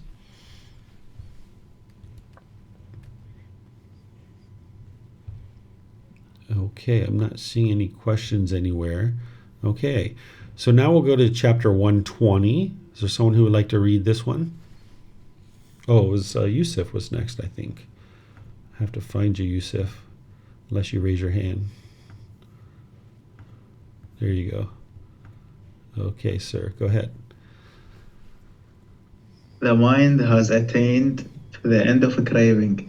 Through the round of many births I roamed, without reward, without rest, seeking the house builder. Painful is birth, again and again. House builder, you are seen. You will not build a house again. All your routes are broken. The ridgepole is dismantled. Immersed in dismantling, the mind has attained to the end of craving. Okay, thank you, Yusuf. So this is just a way, kind of almost in a poetic format, to talk about the end of craving, desire, attachment, and that there's no longer any rebirth. So through the rounds of many births, I've roamed without reward, without rest, seeking a house builder, seeking another existence, seeking another body. Painful is birth, right? We don't come into the world laughing, and your mom's not laughing when you're coming out of the body, right? It's painful for her and for the baby. That's why there's, crying. Of course, it's joyful. We like to see babies coming into the world, but it's just happening again and again and again. There's this pain, right? So house builder, you're seen, meaning craving, desire, attachment. I see you. You're the one that keeps allowing this body to keep being taken up again and again and again due to this consciousness and existence. You will not build another house again, craving, desire, attachment. All your rafters are broken. The ridge pole dismantled. We've eliminated all the craving, desire, attachment. We've been immersed in this dismantling of breaking up this craving, desire, attachment and eradicating it from the mind. The mind has attained to the end of craving, meaning there's not going to be any more rebirth whatsoever because the cravings are eliminated. No more discontentedness, no more rebirth. 2 for 1 special. Okay, any questions on this one? Okay, Yusuf, you have a question? My question is about the way Buddha talks. So when you talk, I understand maybe like 99% of what you say, even though my English is not that great. But when the Buddha talk, it is hard to understand a lot of his words. So why isn't he choosing like understandable or easy words, the same as you? Okay, so language changes over time. The Buddha spoke over 2,500 years ago, and humans spoke in different ways back then. So now you're talking with a teacher that's living during the same time frame as you. So I talk in the same way as people nowadays, which is what your mind's used to. But the way the Buddha talked in the past is the way that people would have understood back then. These words here, though, these actually aren't exactly the words of the Buddha, because whenever you see this reference right here, this DHP, that means it comes from the Dhammapada. The Dhammapada is a summary or an interpretation that scholars and academics and researchers got together, and they looked at the teachings of the Buddha 1,200 years after his death, and they basically tried to summarize them in verse format. And this is why it's kind of like a little bit poetic like this. So that's why it's written out like this, because they're actually the ones who are saying this. So people, in some cases, they consider the Dhammapada to be the words of the Buddha. But if you understand the history of the Dhammapada, then you know that it can't be the words of the Buddha because it was written by scholars and academics. So that's why you've got like a really kind of kludgy way of hearing and seeing things here. But if you are used to studying all the suttas, you kind of get used to the way the Buddha talks. If you study them a lot, and I know you haven't studied them very much, but his actual words from the discourses, if you read them enough, you'll get really used to the way that he speaks. It's like talking to a best friend. But these here, they're a little bit more poetic. They need a little bit more interpretation, and that's because they weren't from the Buddha. Because if you notice, there's not really a way to like independently verify this here. If you understand the underlying meaning, there is a way to independently verify it. But this isn't giving you like tangible things. Like if you look at what the Buddha typically teaches in a discourse where he says, things like, what is impermanent is discontentedness. What is discontentedness is non-self. You can independently verify these kinds of things. When he talks about the 6 sense bases or the 4 noble truths, you can independently verify because there's tangible things that he's talking about. But here you can see this is written very different than the discourses and the suttas that he normally speaks. And that's because it's from the Dhammapada. And then the reason why you can have trouble understanding it is because it's from so long ago and people don't speak this way any longer. And the person that you're learning with, he's speaking in the way that you're used to because this is what your mind is familiar with. If you were a translator, would you translate the words of the Buddha as same as here in this book, or you might replace them with an easier words? What do you think? This is a summary or an interpretation of the Buddha's words. It's not exactly his words. So the Buddha didn't speak these exact words. There were researchers and scholars that looked at his words, and then they kind of came up with this poetic way of referencing his words. And what I've done is I've gone through the discourses and even the Dhammapada here, and I updated the word choices. If you would have seen the original on some of these, that would be even more challenging for you to understand. So the books that you haven't really dove into, which are these here, if you start diving into these and you start learning them, you'll get more and more familiar with it. But even still, these are updated word choices from the ones from the past. So even if you read someone's translations from 60 years ago or 80 years ago, because that's when they first started translating into English, you'd probably have a significant amount of problem with those translations. But I took those translations and updated the word choices, and that's what you're seeing here. So what I'm sharing with you is the representation of what I understand the teachings to be, and updated the word choices to reflect what it takes for you to be able to get to enlightenment. And these are the most reliable translations that I know of that exist and the most clear. So what you're getting here is, in my opinion, as clear as it gets. And then it just takes you some effort and energy to be able to dive into it and to be able to understand it. And you're not going to be able to just understand it right away. That's why you have to cultivate wisdom to understand this, and you need to investigate it and examine it. Okay. Mm-hmm. Okay. So now, Samantha, you have a question? Yes, this doesn't pertain specifically to this reading, but more an example that you gave about birth being painful for both the mother and the child. So my question is, when two people decide to have a child, are they helping a being come into existence for rebirth? Is it actually a good thing that they're doing, or is it just by chance that they happen to get pregnant?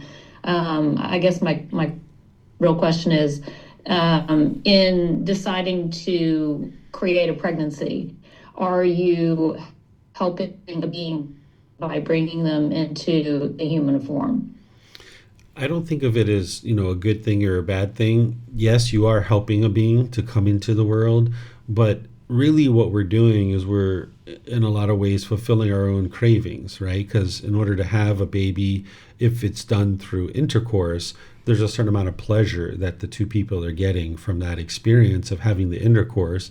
Then They might have a craving for a child, and that's why they're bringing the child in. But we do think of it as parents are truly helping this being to be able to come into the world.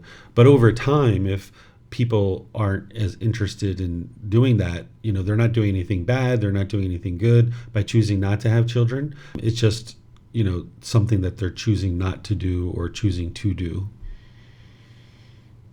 So in the future, many years from now, when there are more and more enlightened beings, would you expect the birth rate to go down, or would people still be having, yes, Yep. because they're not having, okay, thank you. That's how, in my opinion, the world comes to an end, is that because humanity is impermanent. We know that.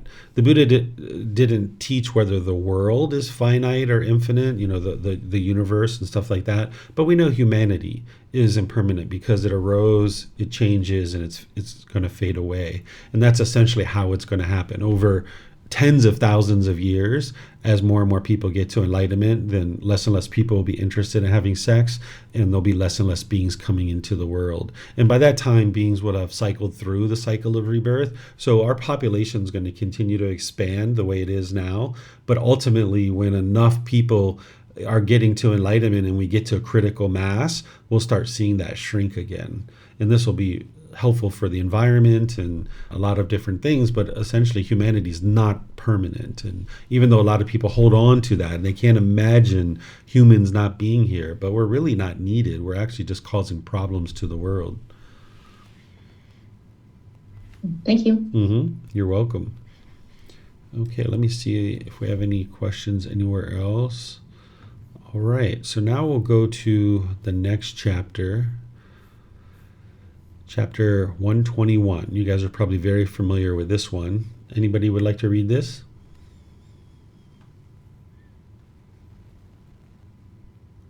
Okay, Keely, go ahead, ma'am. This is my instruction to you.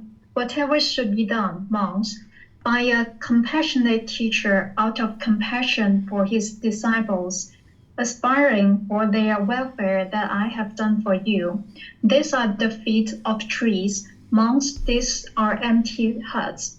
Meditate, monks, do not be complacent, lest you regret it later. This is my instruction to you. That's all. Thank you. You're welcome. Thank you, Keely. Okay, so this is essentially the only thing that you'll ever get from the Buddha, where he's kind of like, okay, guys, go ahead, come on, guys and girls, let's get to enlightenment. He's not going to pressure you. He's not going to force you. His mind's already peaceful. He's just encouraging you, as he's saying, don't allow the mind to be complacent, or you're going to regret it later. When your mind's angry and sad and frustrated and agitated and all those kinds of things, when you're having difficulty sleeping, when you're having all these disgruntled and unwholesome thoughts that are plaguing the mind and invading the mind, you're going to regret having not meditated. So when you're sitting there and you're contemplating, should I surf social media for another 30 minutes or 45 minutes and then go to bed, or should I meditate? You need to think let me meditate, because I'm going to regret it later if I don't meditate. And that's what the Buddha is teaching you here. And he's also teaching how he does things out of compassion. He says this multiple times in his teachings, that everything he does is out of compassion for his students and compassion for the world. Compassion is the concern for the misfortune of others. Because if your mind's very peaceful and joyful as an enlightened being, and a Buddha's mind would be experiencing that, then you have this enormous amount of compassion for others, because you see them struggling. You see them having difficulties and problems in the world. You don't worry about them. You don't have anxiety, but you also aren't indifferent, where you could care less about them either. You're in the middle, where you have this concern for their misfortune. And that's what a Buddha is doing. And that's what's really motivating them to teach, is their concern for the world, their concern for the misfortune of others. And that's why a Buddha actually teaches. And now he's saying, hey, you guys are going to regret this if you don't actually meditate and you're complacent. Not only will you regret it if your mind is experiencing discontentedness and having difficulty sleeping and all these other things, but if you experience continuous rebirth past this life, you're going to regret that too, because you don't necessarily know you're coming back into the human realm. You could easily be reborn down into the lower realm. So you don't have to be fearful. You don't have to be scared or anything like that, but just don't allow the mind to be complacent. Wherever you see the mind is just lackluster and wanting to sit around and mope around. It doesn't want to read. It doesn't want to come to class. It doesn't want to meditate. You got to lift it up with the enlightenment factor of investigation, energy, and joy. And that's what's going to bring it out of that complacency and into the middle. And now you can make progress on your journey to enlightenment. But at the same time, you're not interested in craving enlightenment and chasing after it either. So that's where you would like to have this goal and this objective, this aspiration that you're gradually working towards. Understanding that it's going to be a gradual journey, gradual training, gradual practice, and gradual progress. So any questions on this one? Okay, Mayuli's asking a question. If I knew then what I know now, I would not have any kid. I would focus solely on getting to enlightenment. Is that selfish? No, that's not selfish, because that's why I mentioned that having a child isn't necessarily good and it isn't necessarily bad. It's just what someone's choosing to do. And perhaps earlier in your life, you had a craving for a child. And the way that you actually extinguish that is by having them, right? And that's what extinguished it. Whereas if you would have never had a child and you got to the end of this life and you still had a craving for a child, you would have been reborn. Where now you've extinguished that craving. You see that you're like, hey, I probably wouldn't have done this if I knew what I knew now. So you've extinguished that craving where at one time you might have had it. So you needed to have some children in order to be able to extinguish the craving. And now that you've done that, now you're ready to get to enlightenment, and you're going to need to cultivate the wisdom to be able to do that. It's not selfish to be focusing on your own enlightenment. In fact, in my opinion, it's the most selfless thing you could do, because as long as we're not enlightened, that means we're causing harm in the world, right? The idea of going around and being unenlightened, and some people say that you help other people get to enlightenment. You're not helping anybody if you're not enlightened. Your mind is still experiencing discontentedness. You're still doing harmful things because the mind isn't wise of the natural law of karma. And one of the most selfless things you could do is train your own mind on these natural laws, because at that point, you're causing less and less and less harm, to the point where there's no harm whatsoever that you're causing by the time you get to enlightenment. And that's the most selfless thing you could do, that, hey, I need to focus on this being in order to make sure that I'm not causing harm to others. And this is very generous to be able to do that. Sure, it's benefiting this being who you are, but it's also benefiting all these other beings too. So it looks like Roxanne has a question. Go ahead, ma'am. Yeah, I think it was last week. There was a very similar discourse where he was talking to Ananda, and he said, don't, least you regret it, don't be the last man standing, basically. And I'm just wondering, is there anywhere in the sutras where the Buddha has a vision or anything about what the earth looks like when everyone reaches enlightenment? He doesn't, other than to say, that discourse that you referenced there, that eventually there's going to be two people left, right? And like everybody's gotten to enlightenment, nobody's coming back into the world, and there's just these two people left. And one of them is maybe enlightened and the other one's not, right? And now it's like, don't be the last one, like who's interested in being the last one to the party? It's like, go enjoy yourself and get awake. So he doesn't really give a clear picture of what that's like other than that kind of discourse, but he's not really predicting that that's what will truly occur and that's what truly will happen. But we can imagine that something like that could potentially happen. Okay, thank you. Mm-hmm. Okay, Yusuf, do you have a question or you'd like to read? I have a question about compassion. It is something that I still don't understand. Maybe loving kindness is some mental state that I have experienced, so I do understand it a little bit. But compassion, I don't know what is compassion. I don't think that I have experienced it. So would you like to explain that, or tell what do you maybe sense or feel? What is the mental state of compassion? Yeah, so compassion isn't a feeling. It's a mental quality that you're practicing, where I can explain the two opposites and then I'll help you to understand the middle. Is one side which is not compassion, would be to crave and worry about the world. If you're worried about every little thing in the world and you're worried about, and you're having anxiety, like, oh my goodness, there's a war. Oh my goodness, there's famine. Oh my goodness, those people are sick. Or oh my goodness, those people don't have water. Oh, I'm so miserable because of that. That's not compassion. Then the other side is the indifference, where you could care less what happens to other people. It's like, so what, they don't have water? That's their karma. Who cares, right? That's the opposite side. The middle is where you have this concern. It's like, oh, okay, there's some people that don't have food on the earth. Maybe I can do something here with my generosity to help this situation. And the compassion is a mental quality. It's not the action. The action of helping someone, this is the generosity that you're practicing. But their generosity is oftentimes coming from the compassion, that if you have a concern for the misfortune of others, it may be followed up with some action of generosity, but it doesn't necessarily have to, right? That you can maintain your concern while not actually doing something. So if I'm walking down the street and I see someone who doesn't have a home to live and they're, no food and stuff like this, I could stop and buy some food at the store and offer it to this person and offer them some water and some food and stuff. This would be coming from my compassion, my mental state of compassion, and it's coming from the practice of generosity, where I'm now practicing the giving and sharing without any expectation of anything in return.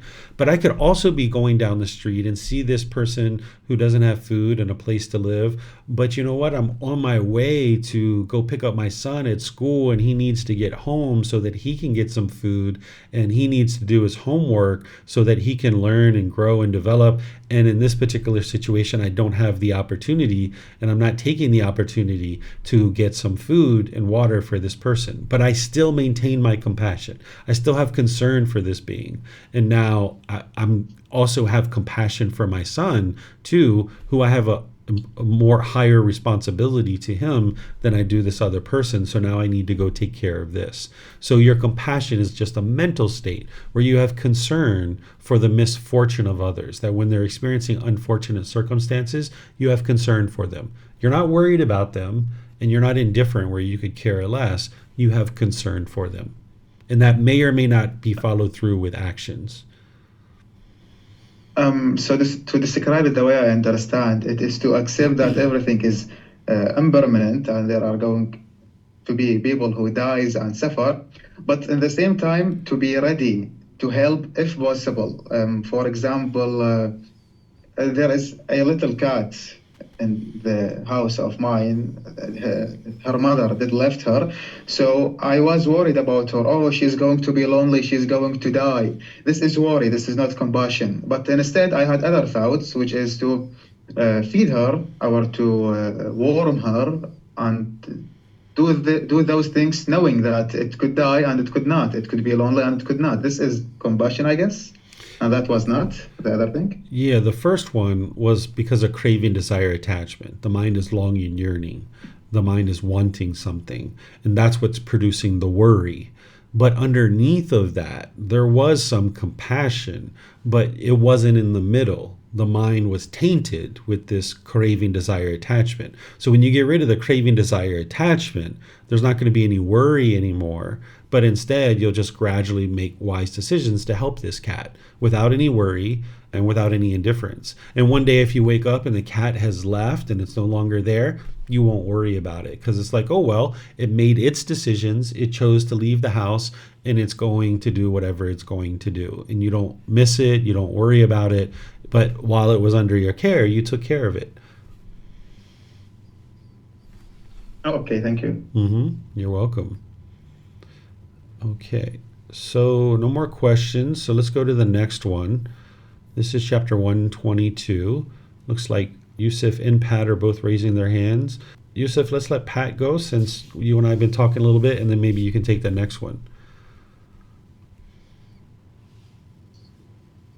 Monk who is perfected in morality, first discourse. And how, sir, is a monk perfected in morality? Abandoning the taking of life, he resides from taking life. Without stick or sword, diligent, compassion, trembling for the welfare of all living beings. Thus, he is accomplished in morality. abandoning the taking of what is not given. He resides refraining from taking what is not given, living purely, accepting what is given, awaiting what is given without stealing. Thus, he is accomplished in morality. Abandoning unchastity, he lives far from it, distant from the village, practice of sex. Thus, he is accomplished in morality. Abandoning false speech, he does not repeat there what he has heard here to damage of those, or repeat here what he has heard there to the damage of those. Thus, he is a peacemaker of those in conflict and an encourager of those to come together, rejoicing in peace, loving it, finding joy in it, one who speaks up for peace. Thus, he is accomplished in morality. Abandoning harsh speech, he refrains from it. He speaks whatever is blameless, pleasing to the ear, agreeable, reaching the heart, courteous, pleasing, and attractive to the multitude. Thus, he is accomplished in morality. Abandoning idle chatter, he speaks at the right time, what is correct and to the point of the teachings and discipline. He is a speaker whose words are to be treasured, meeting the needs of the occasion, well thought out, well defined and connected with the goal. Thus, he is accomplished in morality. All right. Thank you, Pat. This is essentially a good portion of the 5 precepts and right speech from the Eightfold Path.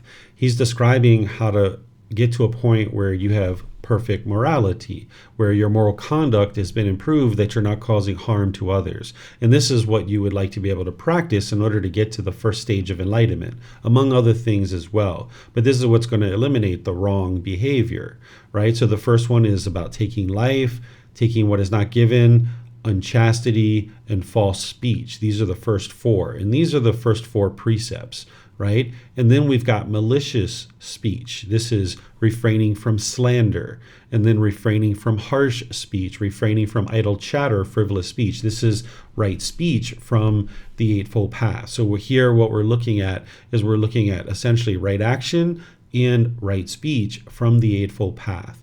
And this is things that you guys have already studied, I'm sure, but I'll just bring your attention to this one because some people have trouble with understanding what frivolous speech is or what idle chatter is. These are the same things that the Buddha talks about. And I oftentimes explain to you guys how it's having purposeful speech is the opposite of frivolous speech or idle chatter. Having purposeful speech, clear and concise speech. And here you can see that that's what the Buddha is describing here. Well thought out, well defined, and connected with a certain goal. Purposeful speech. And that's what is the opposite of idle chatter or frivolous speech. So let me know if you guys have questions on this. These are things that you guys study quite a bit with me and all the other programs, but you might have questions here. All right, Yusuf, you have some questions?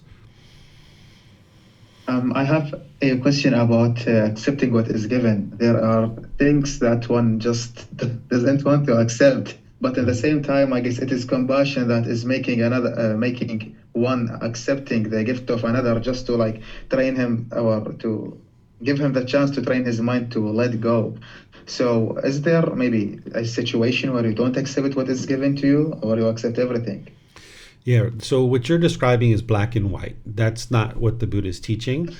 If you accept everything, that's a rule, right? And now, we're not putting any thought into it. Where remember, the Buddha is always teaching you to use your higher consciousness, your discernment, your wise decision making. So it's never an all or nothing kind of decision, except for simple things like in terms of like, should you ever have sex with an animal? Absolutely not. That's completely unwise. That animal can't give you consent to do that. And I imagine you get really injured and maybe diseases and sick if you tried to do that kind of thing. But things like this, yes, it's wise to accept what is given because it's enhancing the quality of the person's mind who's practicing the generosity. Even if you're not going to do anything with it and you're not going to use it, you still accept their gift because they're able to practice generosity, and now that helps their mind. And now they're more and more willing to practice generosity with you. Whereas if you shut down their generosity, they're not going to be interested to practice generosity with you. And if you receive something that you know you're not going to use, then you practice generosity and you give it to somebody else. But in a situation where somebody's giving you something, you need to use your discernment. If someone's giving you cocaine or crystal methamphetamine or heroin, it would be unwise to accept that gift. It doesn't matter that they're being generous, that in this situation, you're not interested in having those things around. So this is where you need to use your discernment to make wise decisions, and the variables are going to be unique in each situation. So you're not interested in stealing, and you're interested in accepting what is given, and this is going to help you. But at the same time, even like taking something without having permission, right? That's kind of generally what you're going to be practicing in the vast majority of the situations. But let's just say you're out in your community, in your village, and somebody's cut themselves with some yard equipment and they're bleeding profusely out of their arm. And your neighbor has a piece of cloth on their front yard, and you would like to just grab that cloth, wrap around their arm and create a tourniquet, and this is going to save that person's life.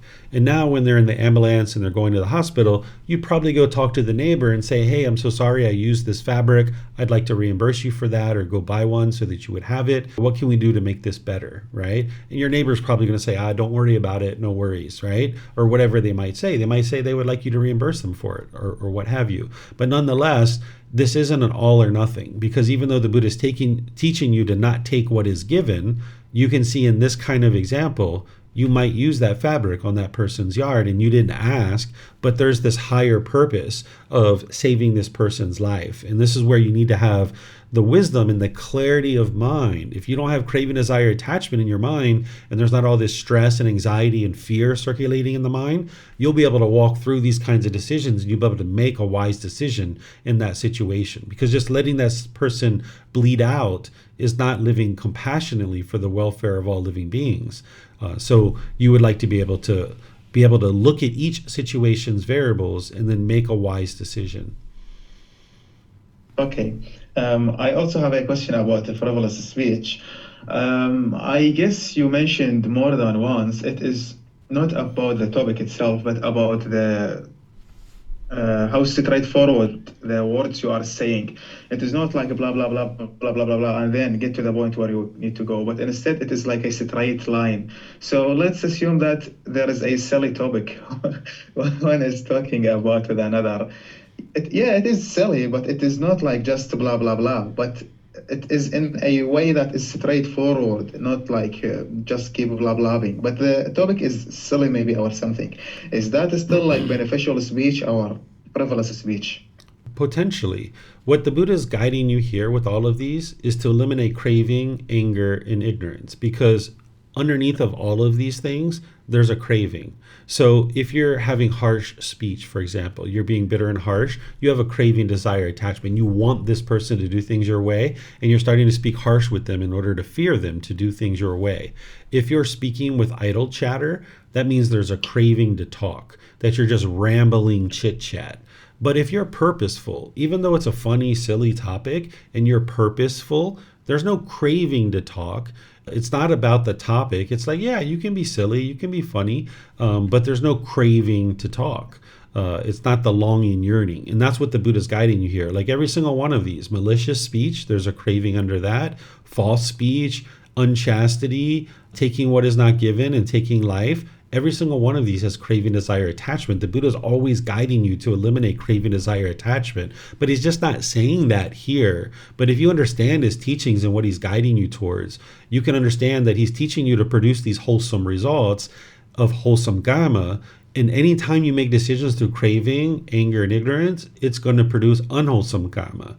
So each one of these things here is teaching you how to make decisions without craving. So like that example that I gave you of using the fabric on somebody's yard, if you just took it for your own pleasure, there's a craving there. But if you're using that fabric in order to save somebody's life, you're not doing it out of craving, you're doing it out of wise decision making. And that's what the Buddha is helping you to get to the heart of it, is be able to see where is the craving versus where is the wise decision based in generosity, loving kindness, and wisdom. Because when you're making decisions through generosity, loving kindness, and wisdom, it's going to produce wholesome results. So that's why when you take that fabric off your neighbor's yard and you save this person's life, it's going to produce wholesome results because you're practicing generosity, loving kindness, and wisdom.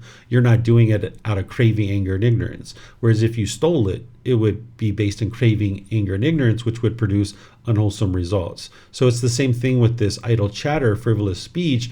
You would like to be purposeful and to the point, and you're not just yada, yada, yada, yada, yada, broadcasting based on craving. So what about like maybe talking about the same topic multiple times, because maybe I like to talk with this person, and talking about this topic is not boring me or something, but I am talking in a straightforward way. So that would be frivolous speech, or yeah, it is beneficial speech. Yeah, it's not just about the topic, because if that was the case, I talk about the teachings of the Buddha all day, every day, right? And so I'm talking with people about this topic all the time. So it's not about the topic, it's the method and the mode that you're talking. Are you purposeful and concise and to the point? Because if you have a craving in your mind, it's going to be rambling chit-chat. So what does it mean, beneficial? Because maybe if the topic was silly or something, or we repeated it more than once, how could that be beneficial? Why didn't the Buddha maybe change the word, instead of beneficial, maybe like concise, straightforward, or to the point or something? Well, remember, we're translating his words, right? So we're using the word beneficial, and then I'm explaining it to you that what it means is that you're clear and concise and purposeful in your speech. That's what beneficial speech is.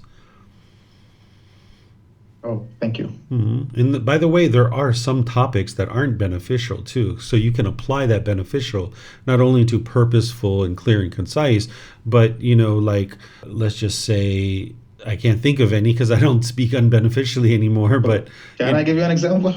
Well, if you know an example, then you're good, right? We don't need to talk about it. So, okay. So there are some situations where the topic is unbeneficial, but it's very few and far between. You'll learn more and more of those kinds of things. Yeah, sure. Thank you. Okay. All right. Let me see if we have any more questions. All right. I'm not seeing anything. So now this one is chapter 123. I think, Yusuf, you were going to read this one. Would you like to read it?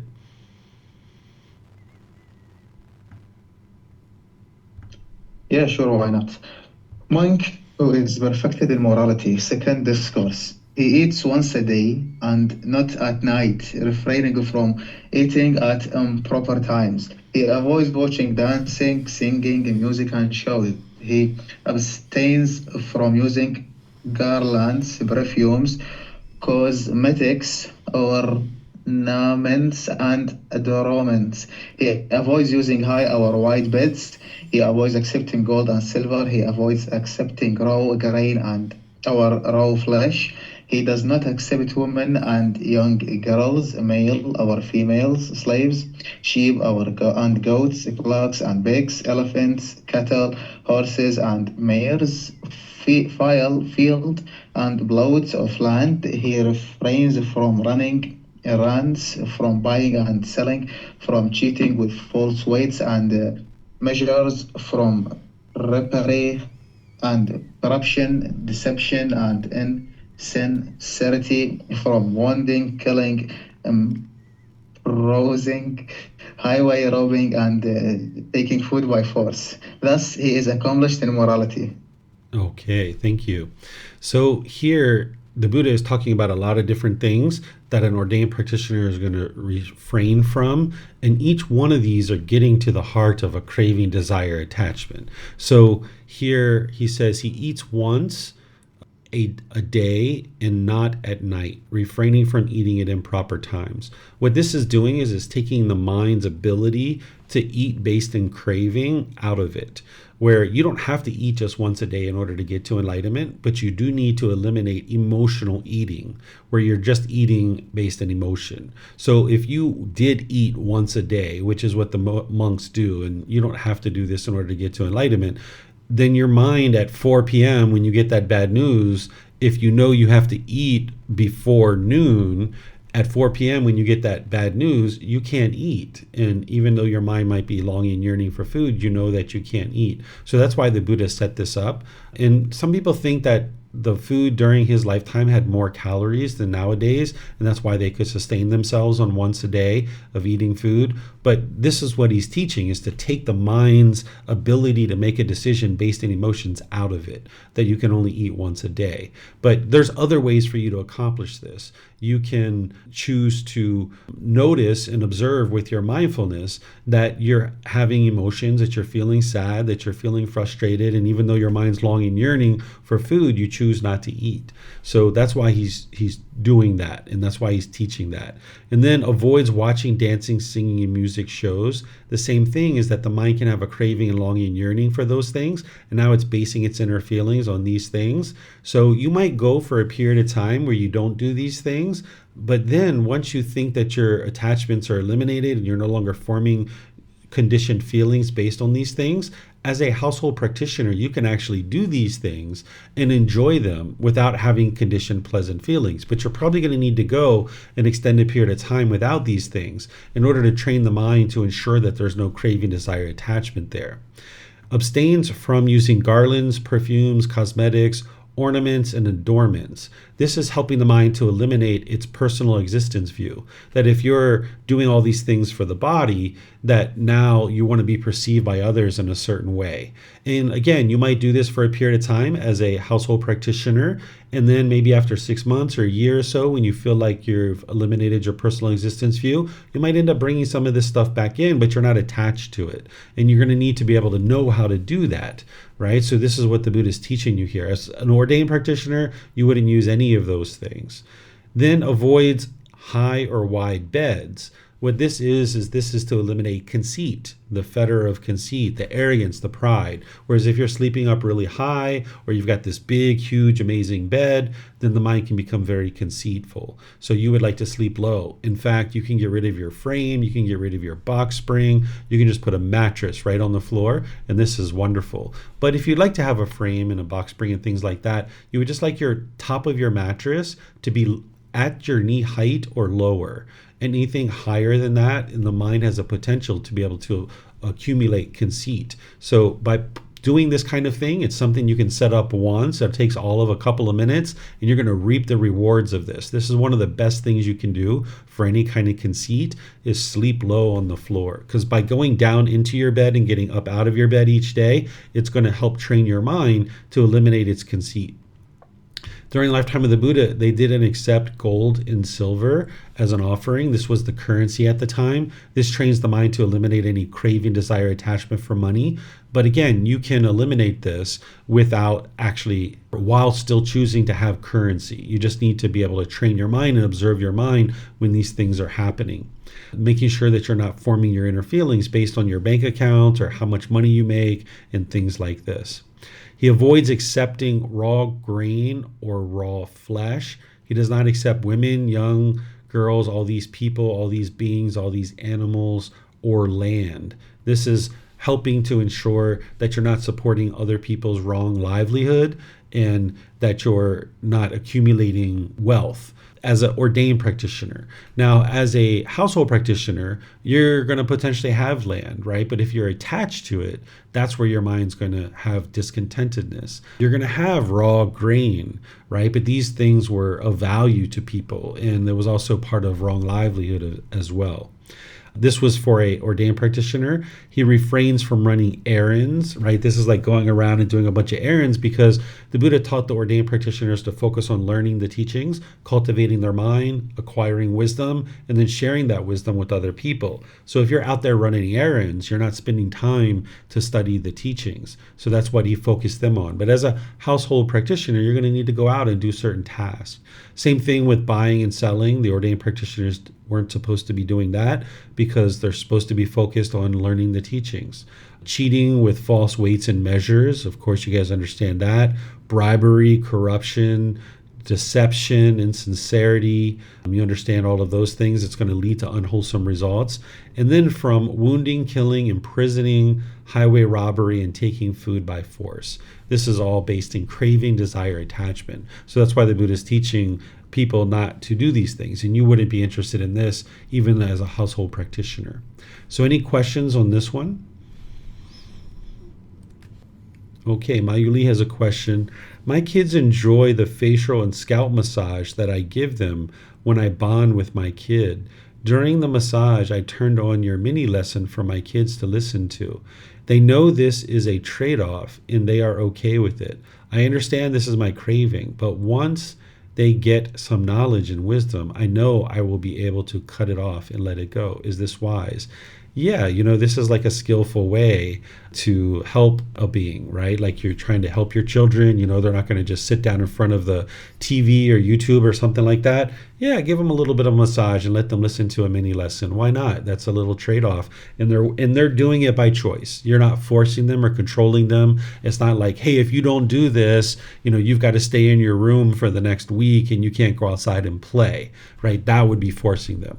But instead, you're doing something very skillful here, Mayuli, to give a little bit of a massage. And hey, they listen to some mini lessons. And this is probably you extinguishing your craving, right? Because you have a craving for your children to learn these teachings. And as they learn, eventually you're going to extinguish this craving. And this is one of the ways to be able to extinguish a craving is fulfill it. And you found a skillful way to do that. And they're choosing to come and get that massage, and they're choosing to listen to that mini lesson because they could make the choice to not do that too. They could be like, nope, no massage, not interested in listening to that mini lesson.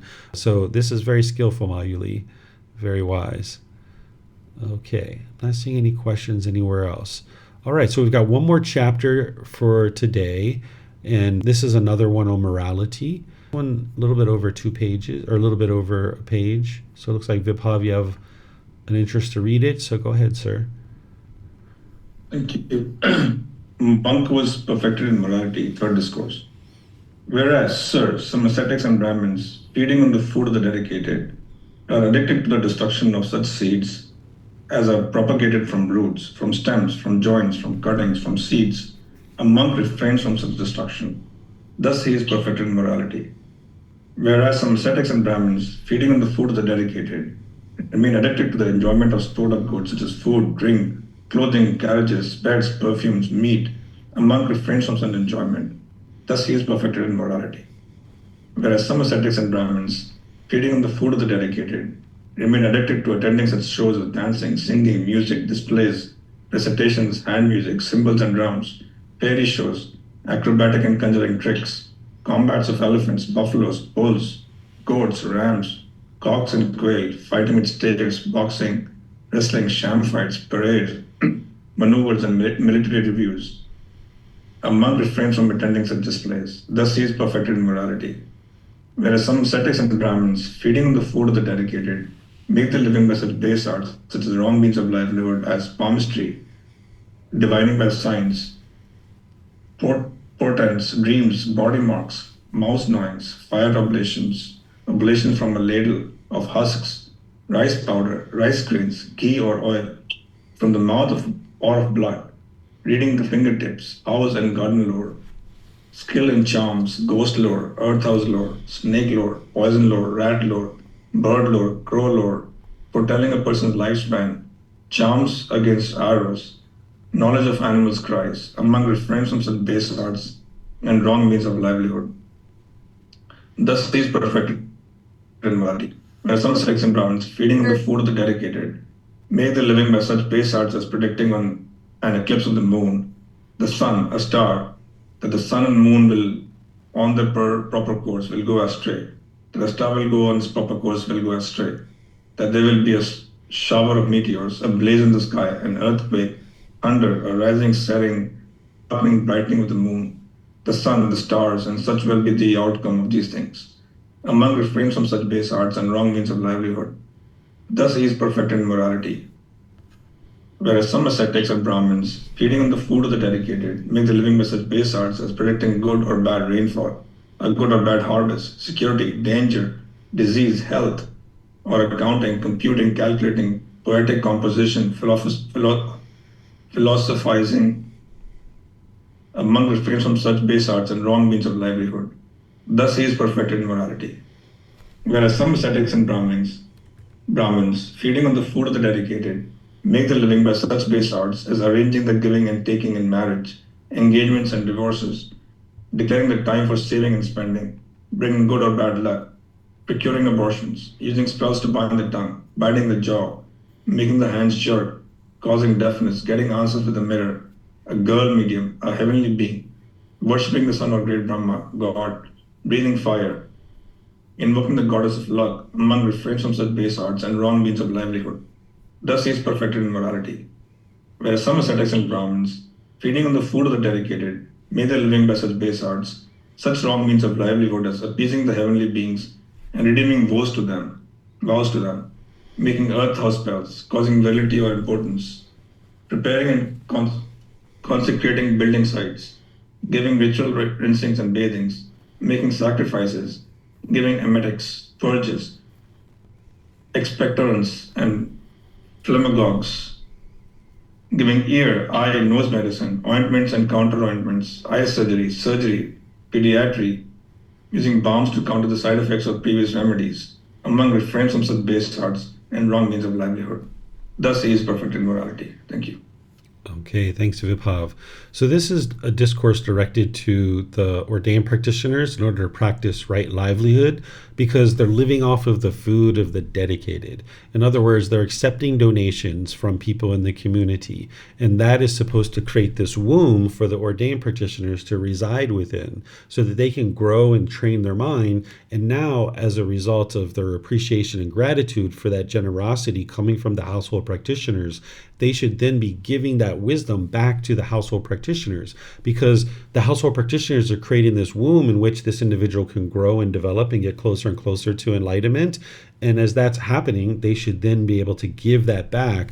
That's the dhamma that's coming back to that particular group of people, which is supporting them. Whereas if they did any of these things, they're not focused on learning and practicing the teachings. So this is basically like the Buddha saying, just focus on learning the teachings. You don't see anything that the Buddha ever says for an ordained practitioner other than learning and practicing the teachings. That's their sole purpose, is getting to enlightenment. And that's what's going to keep the teachings very strong and vibrant in the world. Whereas if ordained practitioners go off and they do tattooing and other things that the Buddha is talking about in here, all these different things, they're not going to be sharing the teachings to help the practitioners that are in the household, that are the ones who are giving them the ability to live rent-free, to have their clothes for free, to have their food for free. If they're just doing rituals and ceremonies and worship and all these other things, they're not actually doing the things that they need to be doing in order to repay this debt of gratitude to the household practitioners. So this is directed to the ordained practitioners, and of course the Buddha is referring to the Brahmin here too, because they would study with him from time to time as well. Now, there's some things in here for a household practitioner that it's completely fine if you did these things because you're out there running a business or you're working as an employee or something like this. There's no underlying craving, desire, attachment in some of these things. Now, some of these things, it would be unwise for you to do too, like being involved in animal fights and, things like that. But there's some things in here like accounting and podiatry and things like that would be just fine for a household practitioner. But you're in the role of working as an employee, or you're working for an income, and now that person is getting a service and you're getting the money, and that's what's actually happening in this situation.